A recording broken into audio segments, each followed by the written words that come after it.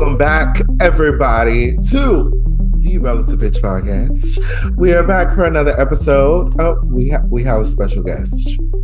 Always. And he said, I'm gone. And the special guest is over. It's over. Welcome back. We hope that your week has been going great. We hope that you started off with a positive mindset. You'll be listening on Wednesday, so just know that you can make it to Friday. I know as this episode is coming out, it's be the first Wednesday of October, which OMG, October is usually the month where it goes crazy and haywire. For me, myself, I'll have the first Houston Pride Band concert this Saturday.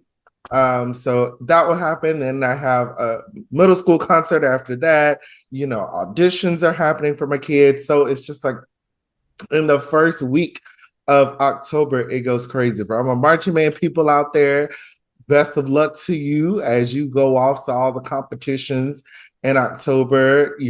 I would like to just remind you, it's about the children. That's about egos.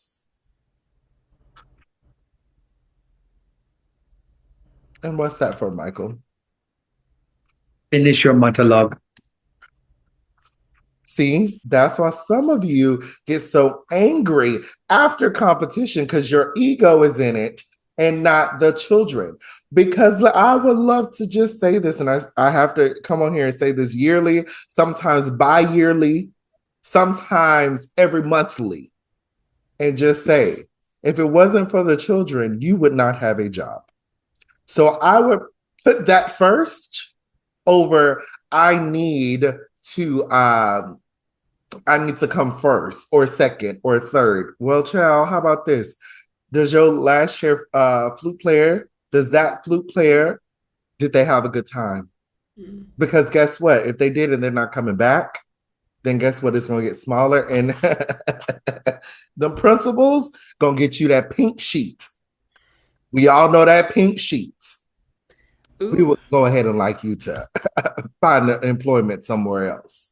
So just remember that this is the month where a lot of people get to questioning things. So just keep on the path, keep steadfast, keep praying and fasting. Mm-hmm. And I think it will all be fine. I know personally I'm looking for my break. My fall break, and if you got a fall break, amen. It's nice to have one. Huh? It must be nice to have one. It is. Well, that's your fault. It is, Michael. To have a break, Lord have mercy. But I mean, again, you're in college, so it's like y'all start late and end early. So, yes. Would you like to speak on record? See, Michael be complaining about the life he chose, about the decisions he made. I didn't choose this life. This life chose me. Oh, so we're doing that. Oh.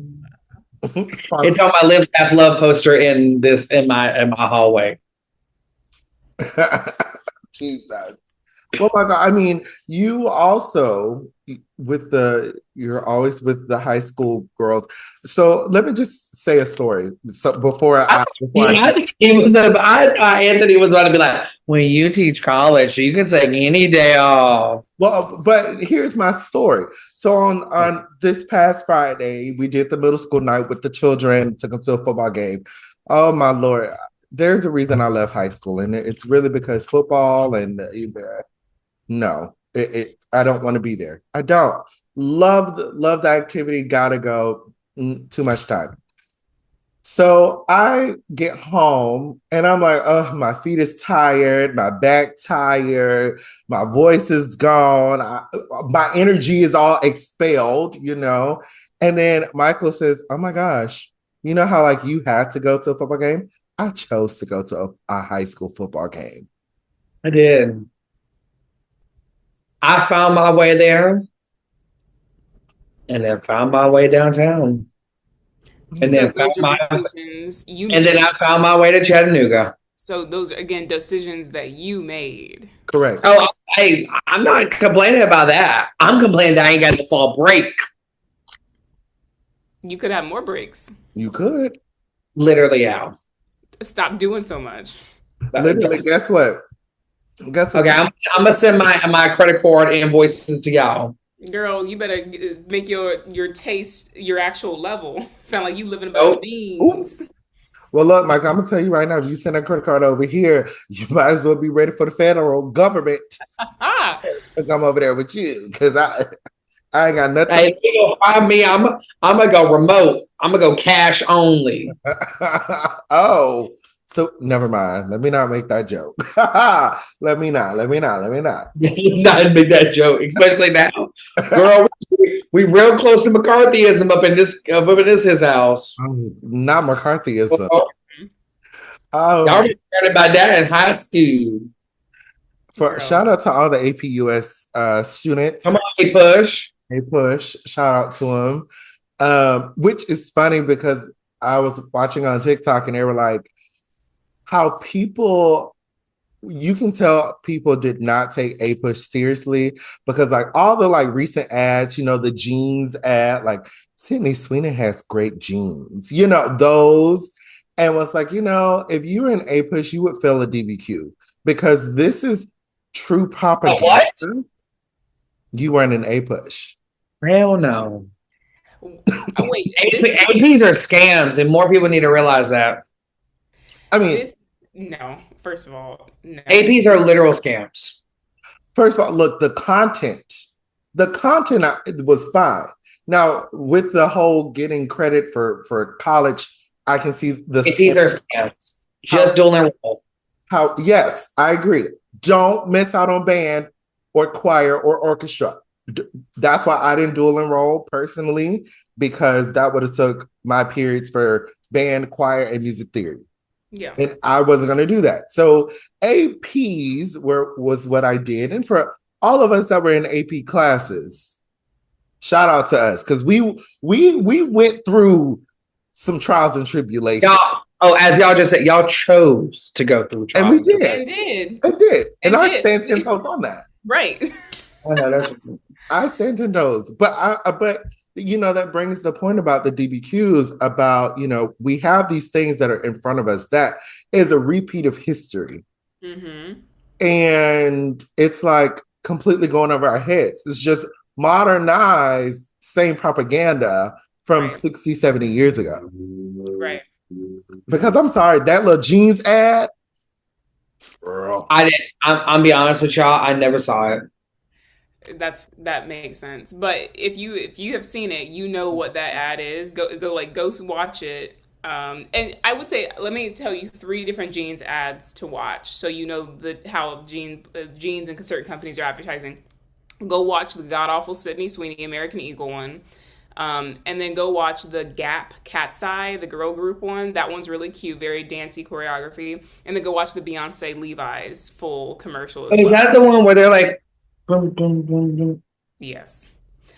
I saw it. The difference is like these 3 ads like seemingly came like there were some Beyonce things that were out, but I think they fully put out the full Levi's, like the multiple commercials that were a whole story out right now. Is it this one? Yes. And like the Sydney Sweeney ad, like a lot of people want to act dumb. And like, I'm going to say that again. A lot of people want to act dumb and want to just say, oh, it was just a jeans ad. Like we know from like, just like Anthony was saying, there's so much hidden meaning and messaging within, especially advertisements that are getting pushed to the public, whether that's through like literal politicians who are putting out those things, or if it's through companies who are doing those things. But the idea of having a white, blonde, blue-eyed woman like saying she has good genes, like the play on words. The play on word. And then some people want to be like, it was just about genes. Like, you guys are taking it too far. It's like, no, you don't have the comprehension to think past just what they're telling you to think. You think they just want you to buy the jeans, but there's other things hidden in there as well. And so like, then there's other, like, if you go watch the Gap one, Cat's Eye is just like kind of dancing around and everything. And they're a girl group, so they dance and they're super big on like choreo and everything. So that is that. And Beyonce just did a whole tour that was based on like American like country, like Black American countryisms, and that has a lot to do with jeans. She even has a song called Levi's, like Levi's jeans, and she was wearing Levi's a lot throughout the tour. So that commercial makes sense. That's the whole thing is like if you think about it, all three commercials make perfect sense, but people just don't want to admit the harm that first American Eagle Sydney Sweeney ad like actually has when it comes to like the ongoing conversations around like eugenics and certain people getting treated certain way over other, or the idea that one kind of gene and one kind of genetics is better than the other. So please let's use this, right? We were given this. God gave us I will say you need to make sure you get the original one, because they've flushed out the original American Eagle ads with other ones to like try to like dive the original one. Girl, it's because of what I just saw. I said, what's wrong with this? Right, there are multiple of this. She's walking around in some jeans, and she don't even look that good in them. Ooh. And then when she said they even make her butt look good, I said, what butt? Ooh. Anyways, and then this one, she said Offspring. I said, well, I'm talking about Offspring. And that is the one. That's the one. And then she said, girl, she looked at the camera and she said, my jeans are blue. Hitler's love child. I'm sorry. Well, I think that also points to the thing, like these companies know when they're pushing a button, because they'll film multiple versions. And then, we're going to just sneak this one out here and see if there's outrage. Oh, there's outrage.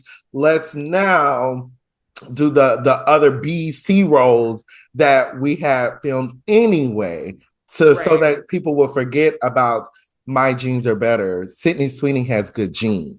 Now, someone said, I really don't want to make Lauren bleep this. I'm not going to bleep it. Someone said she tried the bleep bleep composer thing and like outrage the community to try to make a comeback. That's what they were saying American Eagle was doing, because American Eagle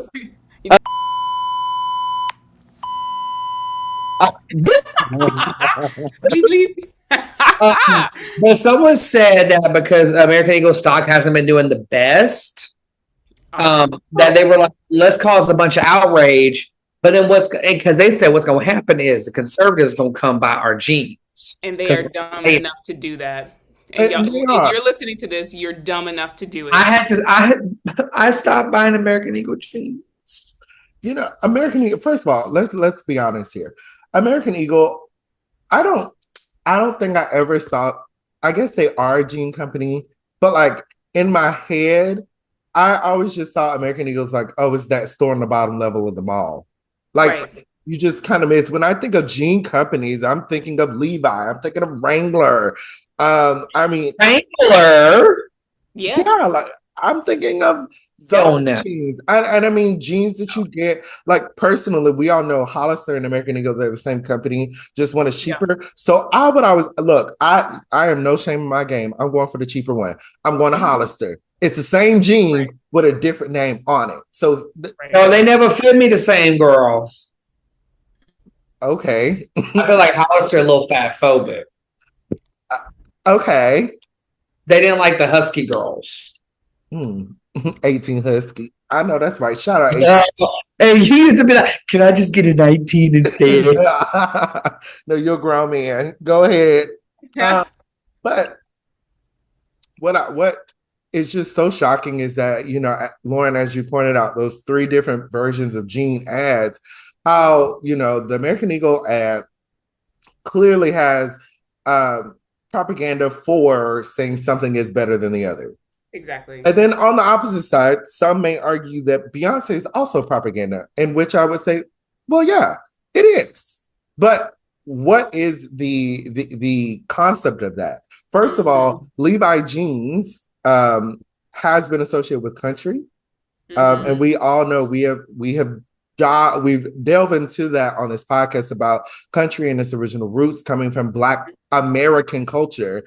And so that propaganda is more, I am retaking the narrative of what it is. I'm reclaiming the narrative. And I think, Levi jeans, that came first. So I see American Eagle as a response to that one, because here's the thing, we all know when Beyonce adds her name to it, first of all, Parkwood and everybody else under her entertainment company, they do their thorough research. They're like, look, if we're going to partner with somebody, we're going to know the history, and now we're going to make sure that the history respects us Black people. Right. And so, that came out during the Cowboy Carter era. And it was like, oh my gosh, look at Levi, blah, blah, blah. And then American Eagle, come on now. We have Levi Jeans that's been an American jean company since, what, 1800s? And then we have American Eagle, which is like definitely new, very smaller on the market. They choose to put this very blue-eyed blonde girl, the complete antithesis of Beyonce, antithesis of, reclaiming actual Black culture, and say, no, our jeans are better. Sweetie, you're obviously you're on the wrong field, babes. You're on the wrong field. And to Michael's point, that's what I guess sells money now is outrage. And again, we live in a divided society right now. And so, I mean, if I wanted to make $1, let me say something outrageous. Because the thing is, you're going to get those people. Yeah. And they are going to sell for, like, you're just, yep. And be like, let me just cash your dollars. Cash the more dollars.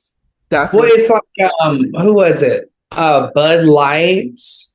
When they did their gay campaign, and then, well, I'm not gonna drink no gay beer. Girl, throw them gay beers up in the gay club and we will sell more. First of all, Michael will drink them all. Right. I won't. That is cat piss. I always say that. I don't like no beer. They better get them country gays. I like Michigan and Belgian beer. That's disgusting. First of all, gays who drink beer, butch. Love it for y'all. But I think so, because we last week, and like we've been talking about how there's a lot of reversing happening, COVID, and we said, okay, 5 years, this is year 5. Throughout these past 5 years, a lot of these groups have done different campaigns that have included more diverse like body types and everything, and it feels like now, because there's a new person in office, is a new idea of conservatism that is currently sitting in office. There's a lot of calling for, we want to see beautiful women again on things, and we want to see people who look like the traditional idea of this, and this. And so they see the Beyonce ad and they say, that's not true American jeans. That's not true. They don't see that as genuine, which is the same exact pushback she got when she started in country, was that it wasn't genuine. They saw that as she was taking things away from who it actually belonged to. So now certain companies like American Eagle and others, there are many others out there, who are trying to use that to their advantage. Like Michael was mentioning, like if they were to, adhere and try to like look a certain way to the more conservative like views, then they're going to get that support from them. So we are going to like actually be seeing more and more and more of this as we continue on throughout this year and through the rest of this, political whatever nightmare that is currently happening right now. So just be aware of it. Like, just tap in to, I know there's a lot going on, and sometimes it's easier to not look at what's happening, but every now and then just like look at what movies, what ads, who's getting cast in things, what ideas and values that these bigger corporations who put out statements that they were going to do better, look to see what they're doing now. A lot of them have completely stepped away.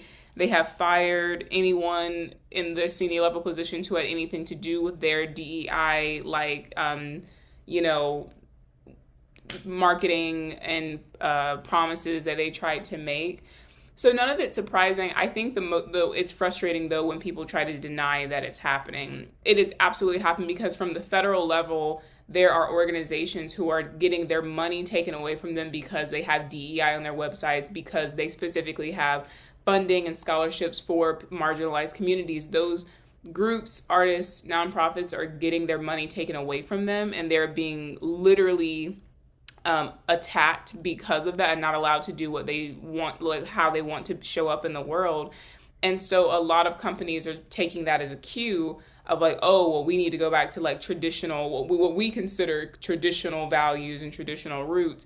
And the companies who don't do that, you'll see who they are because they'll be very outspoken about it. And a lot of them will try to just sneak back into their old ways without saying anything. And then you have companies like American Eagle who really just was like, we don't have to pretend anymore. Great. Here's a eugenics ad. Yep. And in the music education world, like I know people, to Lauren's point about reversing a lot of their things. Um, I know some professors that have had to literally go change their bios on the university website to take anything related to diversity, equity, inclusion out. You know, during the era of 2020 to about 2023, there was a lot of research being had, and a lot of people that were getting their doctorates were on a lot of the boards. I mean, coming from, the Composer Diversity Network, all these things. And of course, that makes your bio. And I know one school in particular, down in the South, they sent out a message to the professors that I guess they used the AI thing, and it just checked everybody's bios on the school website, and it found, they sent an email, the school sent an email, said, your bio has a little bit too much DEI things. I need you to reword this, or there would be consequences after. So that professor had to change their bio, re-upload and everything, take some major things, major research that was needed for our field, but they had to take it out because all of the rollbacks that happened very swiftly. I mean, what was this, last year when it just kind of came out and said, all right, DI is gone. And then you better have everything quick, organized, take it out. If it is, you're basically getting fired. Like, what? And again, for us in music, a lot of music was uncovered, rediscovered. Today, I just saw this, which I knew this, but it's kind of crazy. So, a lot of people's music that was rediscovered. One of the biggest ones was Florence Price. Beautiful music. I mean, obviously one of the standards of African American classical repertoire. But I was reading, in her actual lifetime, she was a Mexican passing person. Yep. Because at that time of her life, basically you could be anything but Black. If you wanted your career to actually do something.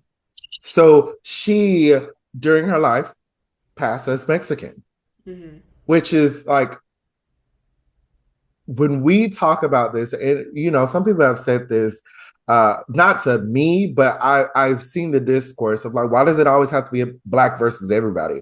Well, literally, you could be anything else but Black. Another thing that I just saw there, I forget the man's name, but he was really big in the early 1900s, wonderful musician, not classical, but he ended up working with MGM and things like that. He was born to a Black father, and the mother was Black and like white. So he's very light skinned. He ended up moving to LA, and then he got married down in Mexico and came back. And to be part of the American Federation of Musicians, you could be anything but Black. So he passed as an Indian man up until his death in 1998. Mm. So he was like the resident composer and musician of like Indian, you know, that more what is it, Southwestern Asian music in the 50s and 60s of like, you know, the old movies and things. Mm. But that just continues to highlight you could be anything but Black in music and you'll be fine. And those are two things that I literally just saw today. That's what we mean about all of those rollbacks and things that are happening. Remember in 2020, we had all this kind of influx of, yes, rediscovery with William Grant Still and Florence Price and Tanya Leon, and the list goes on. And we had new composers. We had Omar, we had Kataj and Kevin, all these new composers. But now it is becoming slower and slower. Remember last year at Midwest, remember the outrage of the guy's name that we bleeped out earlier?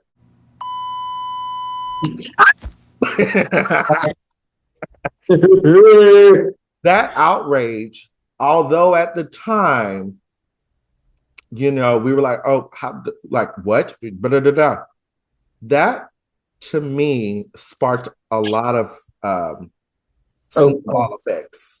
Mm-hmm. He might not have known that, but as soon as 2025 hit, everything, take it away. Mm-hmm. Take it away. Take it away. And how many people sat quietly and didn't say much? And how many people who's like talk that good game but still be playing his music? NT ways. I will say this. Me and one of my colleagues were talking the other day how we like at times feel like scared to say things.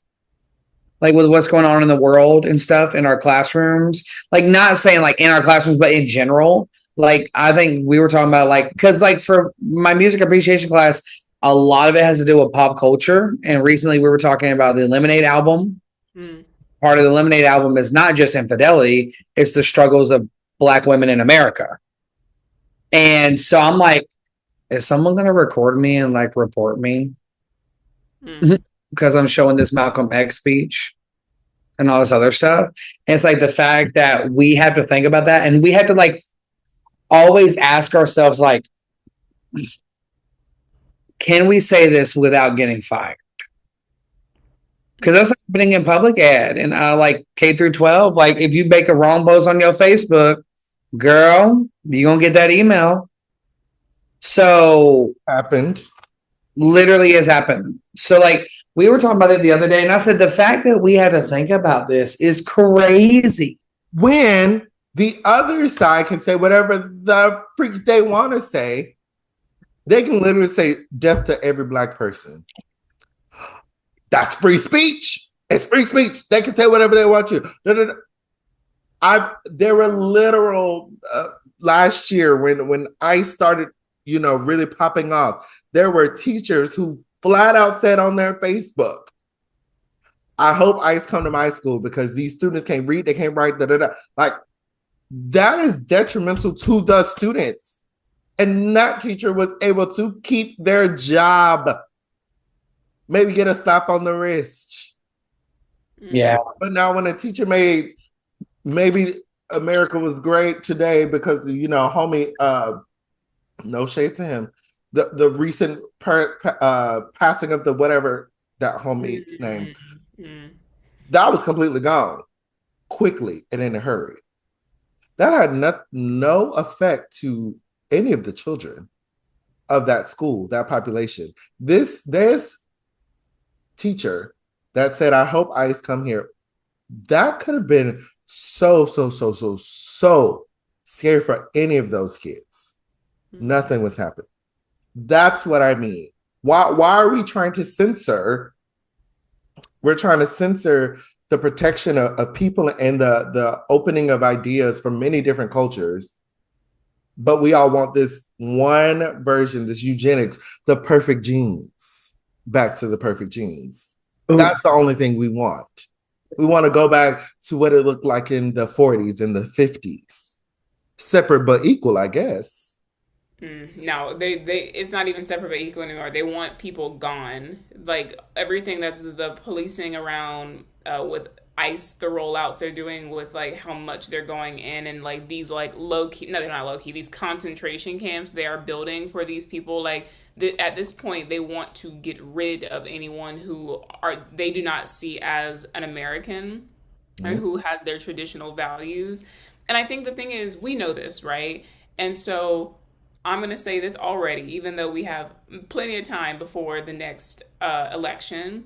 If you feel as if you did not vote in this last election, either because you couldn't, you were too young still, or you felt like your voice didn't matter, please understand that everything that is going on right now is a result of people, some people choosing to show up and others not. You cannot expect your neighbor, your aunt, your friend to do the work for you. If you actually want to see change happen, you want to be able to have your job and like live the life that you want, you need to go out and vote. My goodness. You need to Please. vote. Because you then, like, in my opinion, like, this is just me as a person. I say this in my faculty meetings. If you don't vote, you cannot complain. If you don't raise an opinion about how the way you think something should be ran, you cannot complain. I'm sorry. If you are asked your opinion and you say nothing, He's agreeing with you. if you're asked your opinion and you say nothing, you cannot complain. I really hate when people do. I'm sorry. I really hate like when people do. I really hate when people do that. It's like, hey, where you want to go to eat? Oh, I don't know. I'm good with anything. Okay, we're gonna go here. Yeah, I just really don't like. Shut up. You gotta ask your opinion. Going back though to what you were just saying, Michael, about sometimes having that fear and hesitation of saying things, especially in the classroom settings and getting recorded, there that is a real fear, right? A lot of educators, like you both are educators, you both work in different settings where someone at any moment can pull out their phone and record you. What I will say about that is I don't want to work anywhere where my opinions and my values are seen as like inappropriate or seen as like that's not actually aligned with our own values because I don't want to be there. I promise you don't want to have me there and I don't want to be there if that is the case. But we also understand that there is higher risk for certain groups over others. So you have to just be smart. You have to think about it and say like, are you willing to risk possibly the what could happen, like the repercussions of you teaching that lecture the way you want to, or you programming that piece on your concert. Like, what are you like? You have to make a decision. Unfortunately, no matter what situation you are in, you will have to make a decision to either do or to do not. But both of those are decisions. Yep. It's decisions you just gotta stand on. And as you said, Lauren, I don't want to work in a place where they're gonna make me do certain. That's why I don't work in a private school or a charter school. You're not about to police me, right? In my own existence. Like there's a thing like in those settings, they're like you cannot be you here. And that's not about to be me. I'm sorry. No. Them colleges that have a behavior contract or behavior expectations, like you got fuck off with that bullshit. I'm a grown person. I'm a grown person. The only who tells me what to do is this dog. Oh, it sure does. I'm grown and I have gone through life with own trials and tribulations that I'm not gonna let you take me back anyway. So let's just start there. And I just think that for people that are working in those places, my hat is off to you. I know it's difficult, and of course you got to go where a job is in this economy. Oh, girl, with these credit charges, you better get the point. They're trying to kill us. But just remain who you are, know who you are trying to be, want to be, and need to be, and just remain consistent in that. Stand in your truth. That's what I always say. Amen. Well, I'll be spending so much time on TikTok. I have a game for us to play, and it might spark some conversations. Who knows? Okay. These are hot takes or takes that we're hot about. So I'm a rapid fire. We got 1, 2, 3, 4, 5, 6, 8. 8 questions. That's that Middle Georgia education right there. So we got questions. Rapid fire. Ready for this? Who is the most overhyped band composer? Okay. Oh, this supposed to be fast. Well, it's supposed to be all of us. Okay, so 3, 2, 1. Anthony. Oh, Percy Granger. Lauren. I can't. No, I don't have an opinion on this. Persichetti. Great. Who is the most overhyped orchestra composer? Mozart. Next. Yeah. Who? What about for you, Anthony? Bach. Not a fan. Lauren, who's yours? I'm keeping it Mozart. He's just too repetitive. I know, that's right. High five through the camera. Amen. Okay. Who? I really only have one opinion about this because of something I'm having to prep for somebody. Who is the most overhyped choir composer? Dan Forrest. What about y'all? Dan Forrest. Lauren. I also don't have an opinion about this. Just say Dan Forrest. I cannot on the record. No shade to him. No shade. Thing. Okay. What is your band hot take? Marching band is a scam. Lord. Ooh, we about to get canceled, y'all. My God. We canceled last week. I think we good. I'm just saying. I think while there's a lot, I can't answer certain questions like this rapid fire because I think that there's a lot of reasons as to why bands are significant, especially for Americans. Like it's like a truly American art form.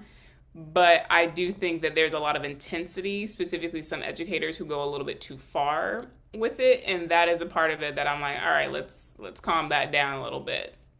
Like it's not life or death. I love that. What is your orchestra hot take? Wait, what was yours, Michael? You didn't say nothing. Oh, what happened? Mine is a dual hot take, and it's going to come later. Okay. Yeah. Trust me, I'll answer back to this one. Trust. What is your orchestra hot take? Music directors make too much for what they do. It's not a hot take. That is just facts. I know that's right. Right.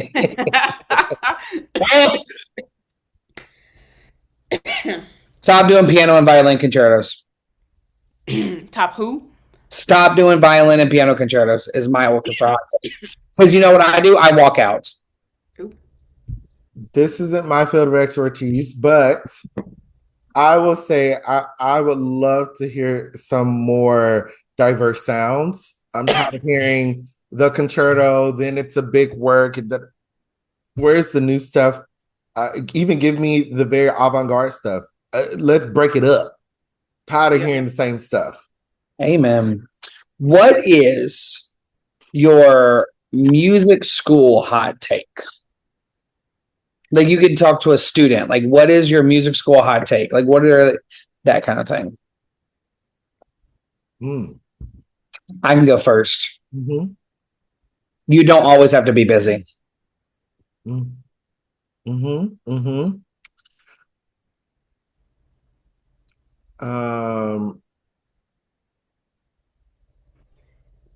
That's one I haven't thought about in a long time. Right? I think the biggest thing is like you don't need to always be on campus. Actually, you need to get off campus more. There's like this stigma that like you always need to be in practice room or on stage and all that stuff. You need to go become a human too. Yes. You should be practicing and like performing and studying and going to class and everything. And you can do that. Some of us on this podcast, some of us did all those things.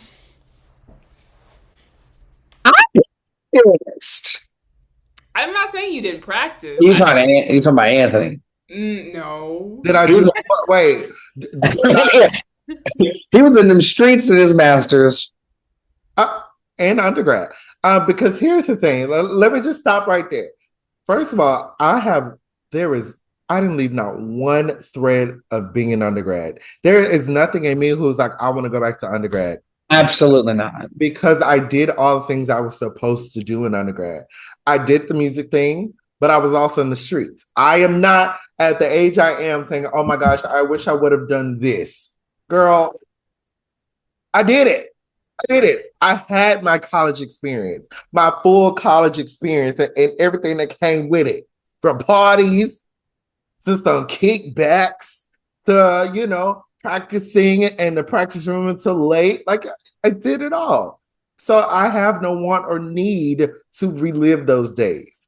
But I think my hot take would be, don't think you need to live up to your professor's expectations of you, because that is their expectations of you. They put that on you. And so I know a lot of people's mental health was affected by whatever professor they're trying to please. Because when I think about college students, you go from being with your parents, having that adult figure that you're, still trying to please. And then now you go, parents aren't there, but who are those adult figures? And it's your professor. So you're trying to do everything for them to like you. Girl, just become confident in you, and I promise you'll be fine. You'll be a better musician by knowing you. Oh, because some of these professors, they ain't worth a penny. Ain't. So. Okay. What is your public music educator hot take? This is back to my band hot take. There's a lot of band education happening, but not a lot of music education happening. They're in music classes. Yeah, I think it's my same answer as before, is like, we should honor the tradition and everything. It's great, but some of y'all are taking it way too seriously. There's a lot of egos in music education. There's a lot of egos. As I said early in the podcast, if it wasn't for the children, you would be out of a job. Simple as that. Amen. Last but not least, what is your performer hot take? Orchestra performers, you got to help get butts in chairs. Ain't nobody going to come hear you play your scales. Baby. Be captive. Be in the moment when you're making music and don't take it for granted. And then also help your admin with everything you can to put butts in chairs so you get a paycheck at the end of the month. I don't know what y'all's hot take, but that's mine. I would say mine, very similar to what we talked about last week. I think there has to be an awareness. Like, sometimes, like, musicians think that they could just come in and be like, oh, I don't care what's going on. You should care what's going on, because as soon as there's not people sitting in that theater or concert house, you out of a job. Yes. So yeah.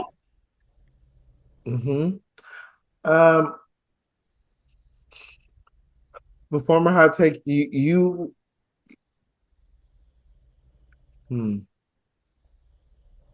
I really believe that, yes, you have a voice and you need to be more responsible of that as a member of an ensemble. But it's about the collective as well. What is best for the ensemble? And I think as the higher professional you go, it becomes more self about it. But the thing is, again, no one's coming to just see you. You're coming to see the group. So yes, you could be the best thing in the world, but you might get 10 people, but the ensemble would get hundreds. So think about it that way. And welcome to Michael's Hot Takes. It might come back, it might not. Depends on my mood. That was cute. I like that. And so, audience, I would love to hear your hot takes. Let us know what your opinions were for those. That was cute. I like that, Michael. That was nice. It's about TikTok. But what I will say is, just continue being who you are. And your hot takes could be your hot takes, and we could disagree, but we'll have that conversation on a later date. But until then, We hope that you are having a wonderful week. I hope this gets you to the end of the week because it's almost Friday. And please, please, please have a great, great, great time until we see you next. Bye.